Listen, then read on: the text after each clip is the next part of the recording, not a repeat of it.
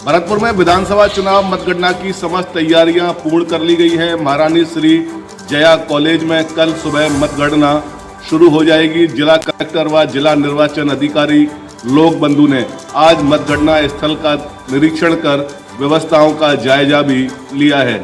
विधानसभा आम चुनाव की मतगणना कल सुबह 8 बजे से महारानी श्री जया कॉलेज में विधानसभा वार 14 टेबलों पर की जाएगी। जिला निर्वाचन अधिकारी लोक बंधु ने मतगणना तैयारियों का जायजा लेकर अधिकारियों को आवश्यक दिशा निर्देश दिए हैं। उन्होंने बताया कि मतगणना स्थल त्रिस्तरीय सुरक्षा के घेरे में रहेगा। केवल अधिकृत प्रवेश कार्ड धारी को ही अंदर जाने दिया जाएगा। निर्धारित प्रवेश द्वार से ही अंदर आने की व्यवस्था रहेगी। उन्होंने बताया कि मतगणना परिसर में किसी भी मतगणना एजेंट, मतगणना कार्मिकों एवं मतगणना व्यवस्था में लगे व्यक्तियों को मोबाइल ले जाने की अनुमति नहीं होगी।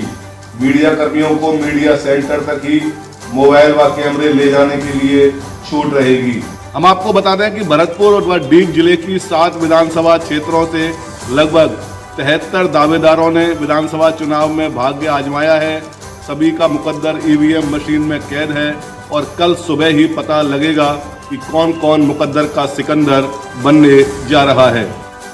राजधानी जयपुर के मालवीय नगर थाना इलाके में हुए ट्रिपल हत्याकांड के मामले में पुलिस को बड़ी सफलता हाथ लगी है। पुलिस ने मामले में फरार चल रहे आरोपी शिव प्रताप तोमर को गिरफ्तार कर लिया है। आरोपी सिंधी कैंप इलाके में रुका हुआ था। पुलिस को तकनीकी टीम की मदद से आरोपी के सिंधी कैंप इलाके में होने की सूचना मिली थी। सूचना के बाद पुलिस की टीम यहां पहुंची और उसने उन्हें गिरफ्तार कर लिया। पूछताछ के दौरान सामने आया है कि हत्या करने के बाद आरोपी सीधा यहां से गोवर्धन चला गया। आरोपी ने गोवर्धन में अपना हुलिया बदला, नया मोबाइल और नई सिम खरीदी, जिसके जरिए आरोपी जयपुर में टैक्सी लेकर सिंधी कैंप इलाके में पहुंचा। टैक्सी का किराया देते समय आरोपी ने फोन पे का यूज किया, जिसके चलते पुलिस के पास एक अहम सबूत हाथ लग गया। तकनीकी टीम की मदद से पुलिस की टीम सिंधी कैंप इलाके में पहुंची और आरोपी को गिरफ्तार कर लिया। पुलिस की पूछताछ में चौंकाने वाला खुलासा सामने आया है। आरोपी बचपन से ही सुमन और उसके परिवार की हत्या करने की साजिश रच रहा था और इसी के चलते आरोपी ने यूपी से एक हथियार 25,000 रुपए में खरीदा, लेकिन हथियार फेल हो जाने के चलते आरोपी एक चाकू भी खरीद कर लेकर आया और उससे सुमन और उसके दोनों मासूम बेटों की ताबड़तोड़ वार कर हत्या कर डाली। बहरहाल पुलिस की टीम आरोपी से इस्तेमाल किए गए चाकू को बरामद करने के प्रयास में जुटी हुई है। साथ ही पुलिस की टीम आरोपी से पूछताछ कर रही है कि इस पूरे हत्याकांड में क्या उसका परिवार भी शामिल था। एक दिवसीय अजमेर दौरे पर आए केंद्रीय सूचना प्रसारण, युवा और खेल मामलात मंत्री अनुराग ठाकुर ने कल होने वाली मतगणना के लिए कहा कि देश के 5 राज्यों में भारतीय जनता पार्टी अपनी सरकार बनाएगी। प्रदेश की गहलोत सरकार को आड़े हाथों लेते हुए उन्होंने कहा कि पेपर लीक और भ्रष्टाचार के तमाम मामलों की भाजपा की सरकार बनती है तो जांच की जाएगी। मेयो कॉलेज के सालाना पुरस्कार वितरण समारोह में बतौर मुख्य अतिथि शिरकत करने आए ठाकुर ने स्कूली बच्चों के तमाम सवालों के जवाब देते हुए संवाद कार्यक्रम में भी हिस्सा लिया। उन्होंने बच्चों के साथ सेल्फी खिंचवाई तो वहीं कॉलेज परिसर का विशेष वाहन द्वारा भ्रमण किया। उन्होंने कॉलेज के छात्रों के अनेक सवालों के संवाद के दौरान जवाब भी दिए। हालांकि उन्होंने स्पष्ट कहा कि देश में होने वाले सभी 5 राज्यों में भाजपा सरकार बनाएगी। हालांकि मतगणना कल है, अब देखना यह होगा कि अनुराग ठाकुर के दावे कितने सच साबित होते हैं। प्रदेश में किसकी सरकार बनेगी यह तो कल ही तय हो पाएगा। विधानसभा चुनाव में महिलाओं का वोट प्रतिशत बढ़ाव देखा जा रहा है। वोट प्रतिशत बढ़ने के क्या कारण है, आइए हम उसके बारे में जानकारी लेते हैं। विधानसभा चुनाव में महिलाओं का वोट प्रतिशत बढ़कर सामने आ रहा है। मालवीय नगर विधानसभा में कांग्रेस की प्रत्याशी अर्चना शर्मा ने कहा कि प्रदेश की कानून व्यवस्था में सुधार देखा गया। महिलाओं के प्रति कांग्रेस की सरकार की जन कल्याणकारी योजनाओं को भी देखा गया। समाज कल्याण विभाग के द्वारा भी महिलाओं के लिए काफ़ी योजनाएं प्रदेश की सरकार ने रखी। चिरंजीवी स्वास्थ्य बीमा योजना, गृह लक्ष्मी योजना, 500 रुपये में गैस सिलेंडर और राशन किट भी दी गई और इसी के साथ गृह लक्ष्मी योजना के माध्यम से महिलाओं को 10,000 रुपये प्रतिवर्ष दिए जाने की भी सीएम अशोक गहलोत की तरफ से योजना दी गई है। कांग्रेस सरकार की योजनाओं में महिलाओं के प्रति काफ़ी उत्साह देखा जा रहा है और महिलाओं में अपने आप को सुरक्षित महसूस भी किया जा रहा है। विधानसभा चुनाव की मतगणना का कार्य 3 दिसंबर को प्रारंभ होगा, जिसमें महिलाओं के वोट बैंक से क्या कांग्रेस को फायदा मिलेगा या भाजपा को, ये तो आने वाला वक्त ही बता पाएगा। राजस्थान में विधानसभा चुनाव की मतगणना 3 दिसंबर को होगी। 3 दिसंबर को ही सभी प्रत्याशियों के भाग्य का फैसला भी होगा। हालांकि भाजपा हो या कांग्रेस सभी अपनी जीत का दावा भी कर रहे हैं, साथ ही साथ जीत का दावा करते हुए अपनी अपनी सरकार बनने की बात भी कर रहे हैं। कांग्रेस प्रत्याशी गंगा देवी भी अपनी जीत को लेकर पूरी तरीके से आश्वस्त नजर आ रही है। साथ ही गंगा देवी ने कहा कि भाजपा ने सिर्फ राम के नाम पर ही वोट मांगे हैं, जबकि कांग्रेस की सरकार बनेगी और गहलोत सरकार में फिर से आम जनता को कई सारी योजनाओं का फायदा भी मिलेगा, क्योंकि गहलोत सरकार ने पूरे 5 साल तक आम जनता के लिए काम किया। चिरंजीवी योजना और कई ऐसी योजना लेकर आई जिसकी वजह से आम जनता को लाभ हुआ और बड़ा मत प्रतिशत भी इसी और इशारा करता है कि कांग्रेस सरकार ने दिल से काम किया है और यही कारण है कि एक बार फिर से कांग्रेस सरकार बनाएगी और सत्ता में लौट कर आएगी। हिमाचल प्रदेश और उत्तराखंड के बाद अब उत्तर प्रदेश, ओडिशा, महाराष्ट्र और राजस्थान समेत कई राज्यों में एक रहस्यमय बुखार का मामला बढ़ते ही जा रहा है।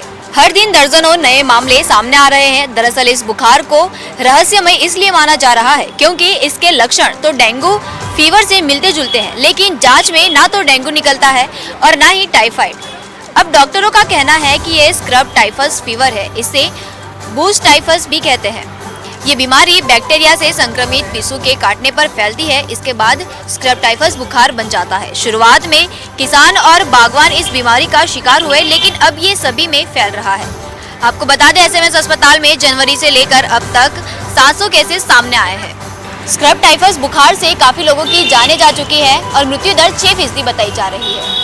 डीग जिले के मेवात क्षेत्र में साइबर ठगी की घटनाओं का सिलसिला रुकने का नाम नहीं ले रहा है।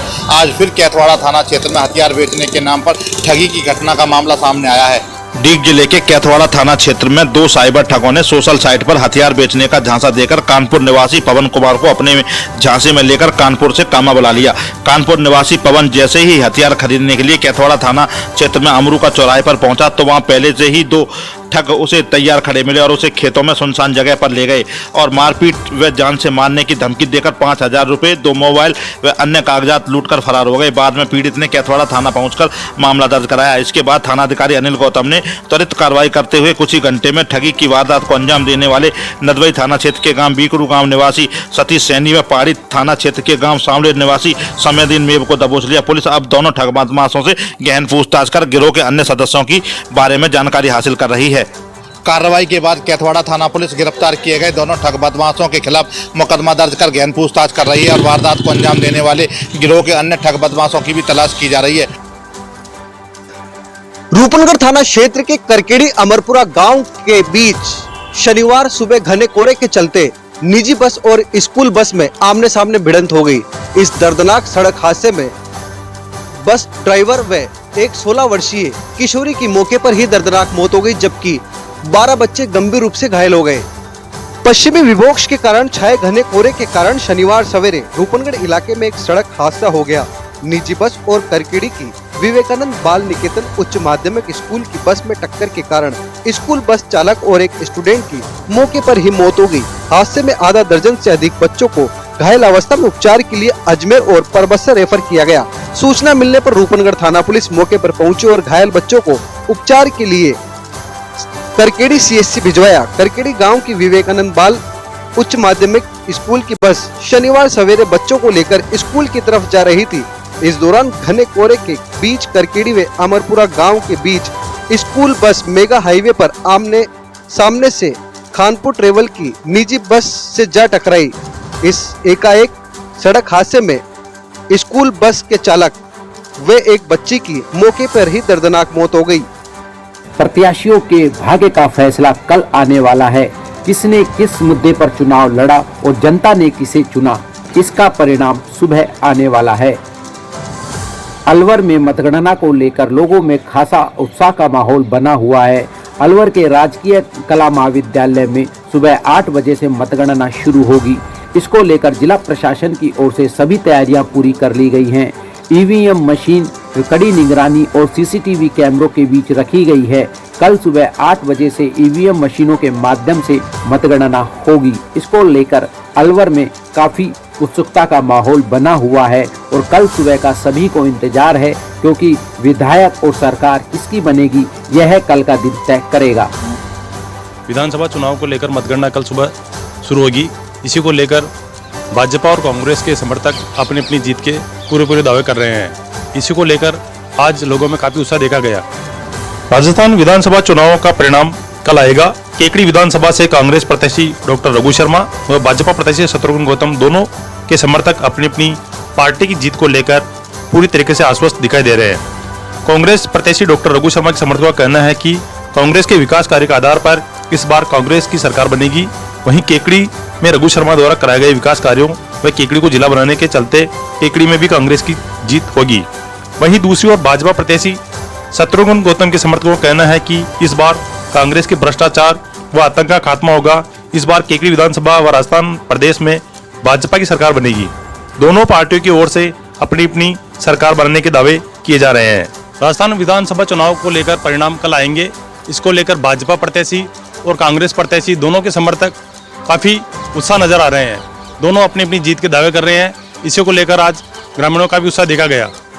विधानसभा चुनाव 2023 की कल मतगणना होने जा रही है। पाली जिले की 6 विधानसभा सीट का कल मतगणना सुबह 8 बजे शुरू होगी, जिसको लेकर प्रशासन ने संपूर्ण तैयारियां की है। निर्वाचन अधिकारी नमित मेहता ने बताया कि सुबह 8 बजे मतगणना शुरू होगी, जो 6 विधानसभा सीट पर यह मतगणना होने जा रही है, जिसको लेकर संपूर्ण तैयारियां की गई है।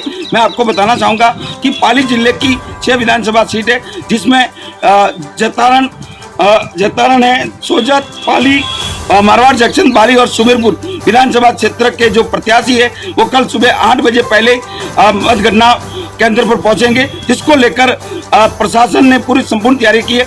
आज नमित मेहता ने निरीक्षण भी किया है और जो रूम है उनका भी निरीक्षण किया है और सुबह 8 बजे से मतगणना शुरू होगी, जिसको लेकर मैं आपको बताना चाहूँगा कि जतारण में 23 राउंड में मतगणना होगी, सोजत में 23 होगी, पाली में 22 होगी, मारवाड़ जंक्शन में 25 होगी, बाली में 24 होगी और सुमेरपुर में 25 राउंड में मतगणना की जाएगी, जिसको लेकर संपूर्ण तैयारियां जिला निर्वाचन ने की है। मैं आपको बताना चाहूँगा कि पाली जिले की विधानसभा सीट करीबन 6 है। 2018 में भाजपा ने वहाँ से 5 विधानसभा सीट जीती थी, 1 निर्दलीय नहीं जीती थी, लेकिन इस बार पाली जिले में कांटे की टक्कर दिखाई दे रही है। कांग्रेस या भाजपा के बीच में कांटे की टक्कर दिखाई दे रही है। ये तो कल सुबह ही जो 8 बजे मतगणना शुरू होगी, उसके बाद जो प्रत्याशी है भाजपा या कांग्रेस, उनका भाग्य का फैसला होगा। लेकिन मैं आपको बताना चाहूँगा कि सुमेरपुर विधानसभा क्षेत्र लंबे समय से कांग्रेस हार रही है, लेकिन इस बार सुमेरपुर विधानसभा क्षेत्र से क्या कांग्रेस का खाता खुलता है या नहीं खुलता है, ये तो आने वाला कल समय बताएगा। लेकिन मतगणना को लेकर संपूर्ण तैयारियां की गई है। 12 दिन पहले बालोतरा के नीलम सिनेमा हॉल इलाके से गायब हुए एक युवक का अब तक कोई सुराग नहीं मिला है। 12 दिन बाद भी बालोतरा पुलिस खाली हाथ है। युवक का कोई सुराग नहीं मिलने से परिजनों का रो रो कर बुरा हाल है। परिजनों ने बालोतरा पुलिस से युवक को जल्द तलाश करने की मांग की है। बालोतरा शहर से 12 दिन पूर्व लापता हुए राणु नाम के युवक का अभी तक कोई सुराग नहीं मिला है। युवक की गुमशुदगी दर्ज होने के बाद पुलिस अभी तक लापता युवक राणु को नहीं ढूंढ पाई है। कुछ समय पूर्व लापता युवक के परिजनों ने पुलिस अधीक्षक हरिशंकर से भी मुलाकात की थी और राणु को तलाशने की गुहार लगाई थी। पुलिस अधीक्षक द्वारा आश्वासन दिया गया था कि राणु को ढूंढ लिया जाएगा। अभी तक राणु का कुछ पता नहीं चलने के कारण राणु के परिजनों का रो रो कर बुरा हाल है। परिजनों की गुहार है कि पुलिस राणु को जल्द सकुशल ढूंढ कर लाए।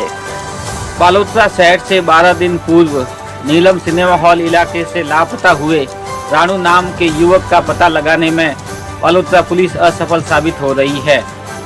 लंबी अवधि बीत जाने के बाद भी लापता हुए युवक का पुलिस कोई सुराग नहीं लगा पाई है। पुलिस की कार्यप्रणाली के चलते परिजनों में पुलिस के प्रति रोष व्याप्त है। कुछ समय पूर्व परिजनों ने पुलिस अधीक्षक से भी मुलाकात की थी।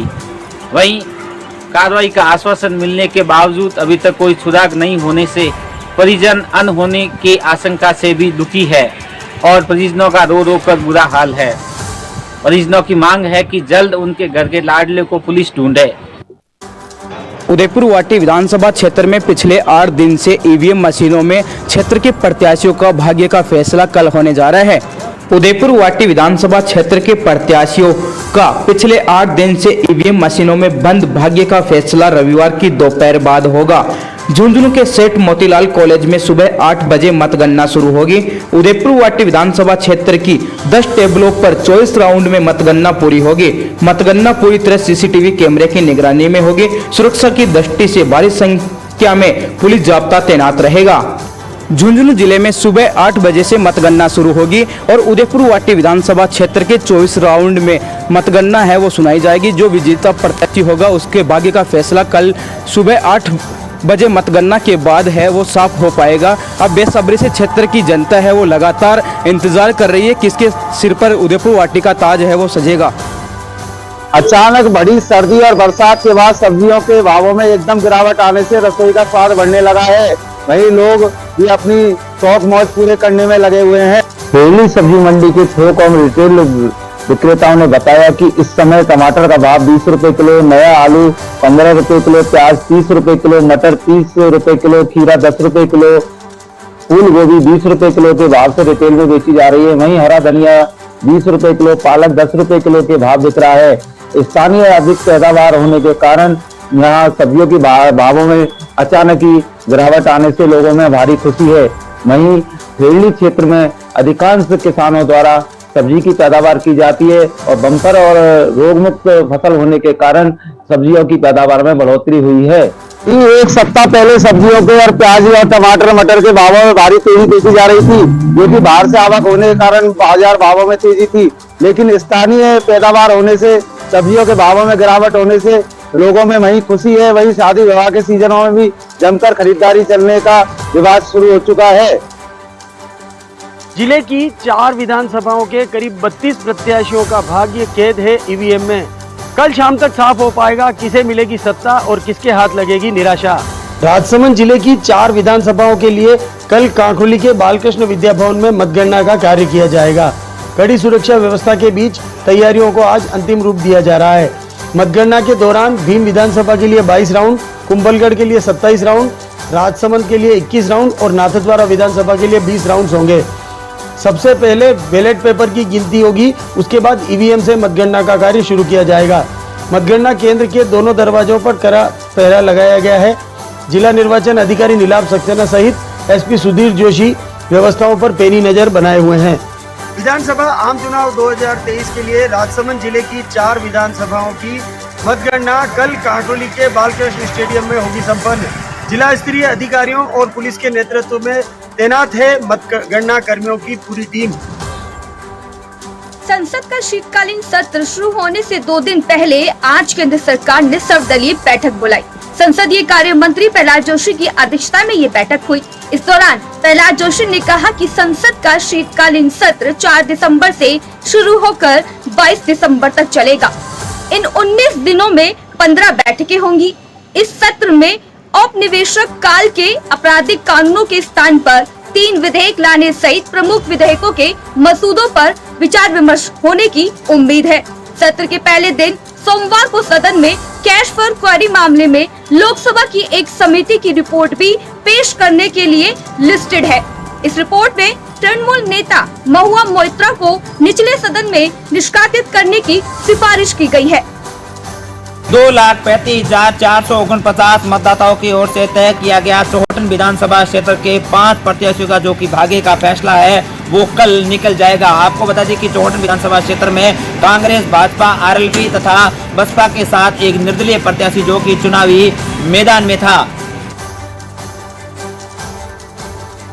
क्षेत्र में 339 बूथ पर 3,09,500 वृद्धाश्रम का संचालन वर्षों से किया जा रहा है। इस वृद्धाश्रम में करीब 25 बुजुर्गों के ठहरने की व्यवस्था विभाग द्वारा की गई है, लेकिन यहाँ पर जब समाचार प्लस की टीम मौके पर पहुंची और वस्तु स्थिति का समाचार प्लस की टीम ने जायजा लिया तो वहाँ पर कोई बुजुर्ग भी नहीं मिला। वहीं आश्रम को संभालने वाली कोई मैडम भी यहाँ पर दिखाई नहीं दी। वहीं इस संबंध में एक बुजुर्ग यहाँ पर देखा तो उससे बातचीत की गई तो उसने बताया कि यहाँ पर कोई वृद्धाश्रम में ठहराव बुजुर्गों का नहीं होता है। वहीं यहाँ पर इस आश्रम को संचालन करने वाली मैडम भी नहीं रहती हैं। इसी से साफ तौर पर अंदाज़ा लगाया जा सकता है कि इस आश्रम को कागजी रिकॉर्ड में ही संचालित किया जा रहा है और सरकार से आने वाले बजट की लीपापोती कर बंदर बांट की जा रही है। वहीं आपको बता दें कि विभागीय अधिकारियों द्वारा अगर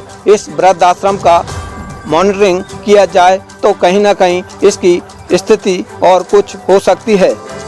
विधानसभा चुनाव 2023 की मतगणना का काउंटडाउन शुरू हो चुका है।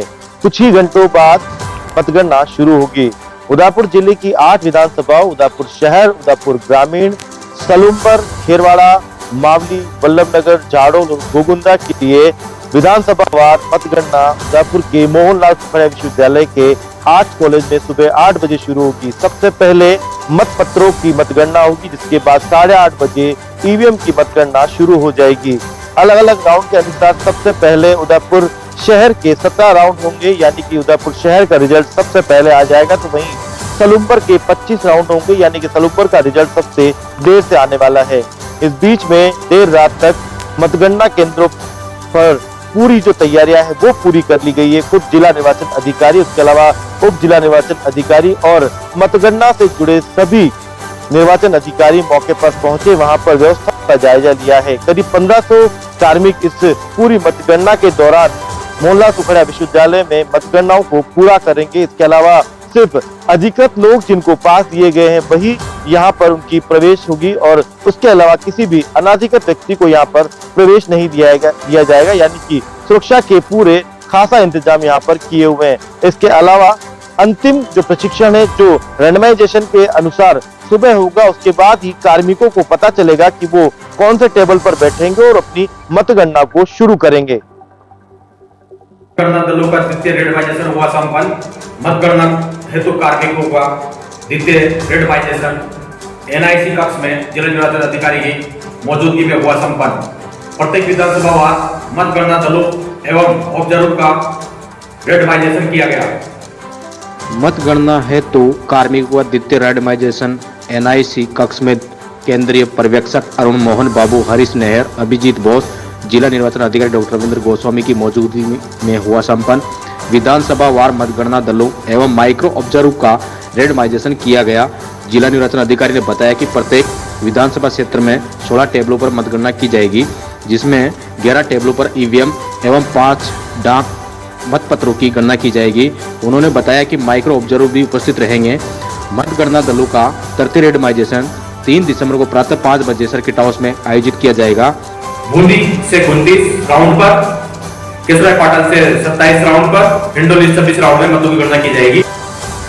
श्री डूंगरगढ़ थाना क्षेत्र के दीर्घेश्वर पुरोहितान में चलते ट्रक में शॉर्ट सर्किट से आग लग गई। देखते ही देखते आग ने विकराल रूप धारण कर लिया और आग से ट्रक पूरी तरह से जलकर नष्ट हो गया। वही चालक और परिचालक ने जलती आग में ट्रक से कूदकर अपनी जान बचाई। चालक ने बताया कि वह सुरजनसर गांव में पशु चारा खाली करके वापस लौट रहा था। उस दौरान दीर्घेश्वर पुरोहितान के पास ट्रक हाई टेंशन लाइन की चपेट में आ गया और ट्रक में तेजी से आग फैल गई।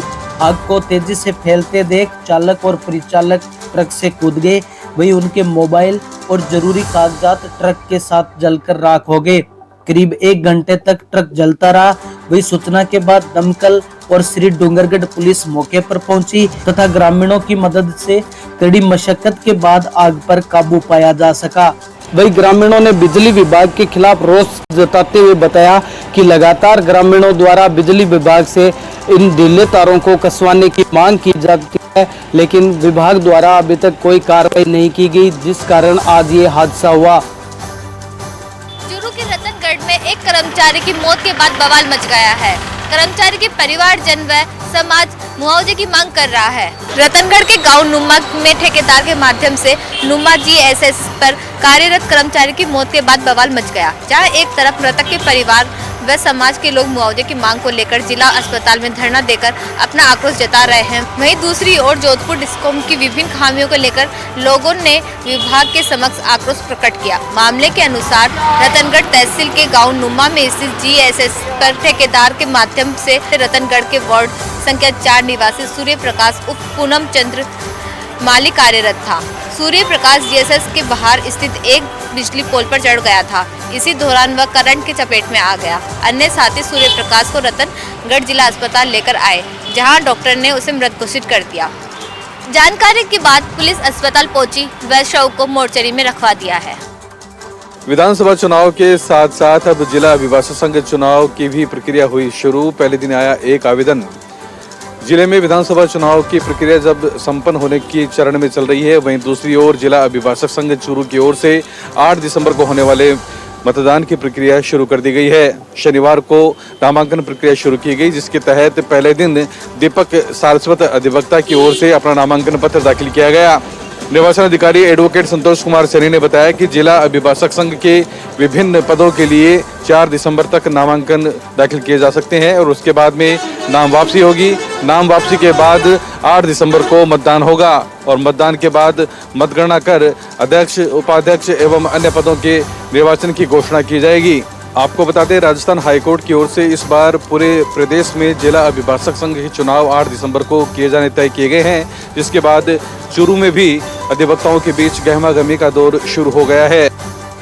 प्रतापगढ़ निर्वाचन विभाग द्वारा मतगणना का प्रशिक्षण दिया गया। आगामी 3 तारीख को होने वाले मतगणना के अंदर प्रतापगढ़ और धरियावत विधानसभा में मतगणना की काउंटिंग के लिए सभी तरह के काउंटिंग करने के लिए प्रशिक्षण दिया गया, जिसमें जिला कलेक्टर और यहाँ के चुनावी पर्यवेक्षक मौजूद रहे। प्रतापगढ़ विधानसभा चुनाव 2023 के तहत मतगणना कार्य में लगे कार्मिकों को दिया प्रशिक्षण। विधानसभा आम चुनाव 2023 के तहत आगामी 3 दिसंबर को राजकीय उच्च माध्यमिक विद्यालय नीमच नाका प्रतापगढ़ में होने वाली मतगणना के लिए शनिवार को संबंधित कार्मिकों को प्रशिक्षण दिया गया। प्रशिक्षण के दौरान जिला निर्वाचन अधिकारी डॉक्टर इंद्रजीत सिंह यादव ने सभी प्रशिक्षणों को कहा कि विधानसभा चुनाव 2023 के अंतर्गत मतगणना के कार्य को पूर्ण तत्परता से एवं सजगता से संपन्न करवाना है। उन्होंने कहा है कि मास्टर ट्रेनर द्वारा अच्छे तरीके से प्रशिक्षण दिया जा रहा है। प्रशिक्षण के आयोजित करने के मुख्य उद्देश्य है कि कोई भी कार्मिक मतगणना से संबंधित किसी भी प्रकार के संशय को दूर कर सकेंगे।